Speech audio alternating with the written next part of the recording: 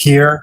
When you say this is an excellent opportunity for students to become involved, what you're talking about right now is much more of a learning opportunity rather than simply being the hands that make the small part of the larger piece. That is important, and we can teach the technique of making the press mold and making multiples and making variations within those tiles.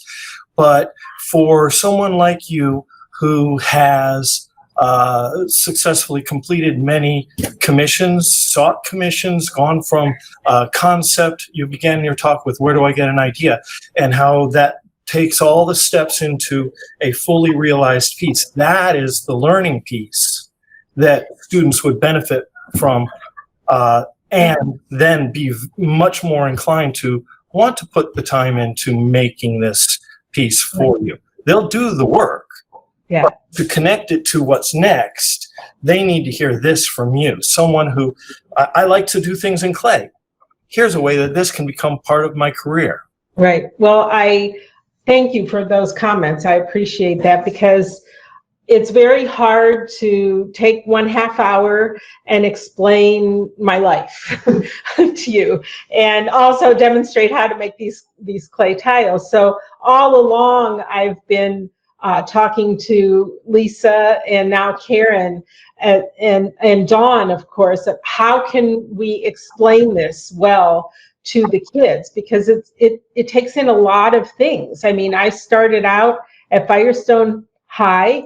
I spent 4 hours a day in that art room, and I loved it. I loved every minute. I always knew I wanted to be an artist. And one of the things I told the group when I first met with the people from Akron Public Schools was, I'm a product of the Akron Public Schools. I'm very proud of that. The piece that I made out of silver in Mr. Chasick's art class got me into Carnegie Mellon.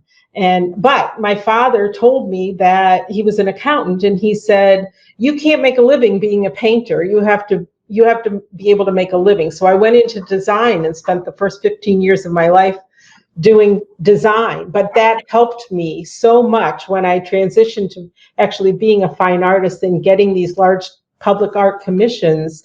That professional background really helped me. And I think that's an important concept for some of these students who love art or passionate about art, but it's really, really hard to make a living as an artist. So you have to learn to write, you have to learn to draw, you have to learn to calculate.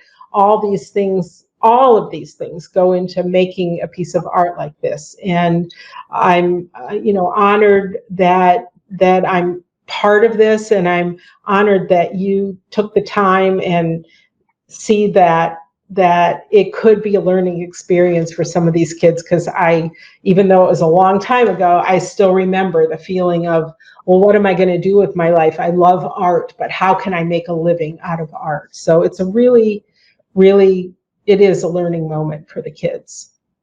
And thank you for saying that. Thank you for your comment.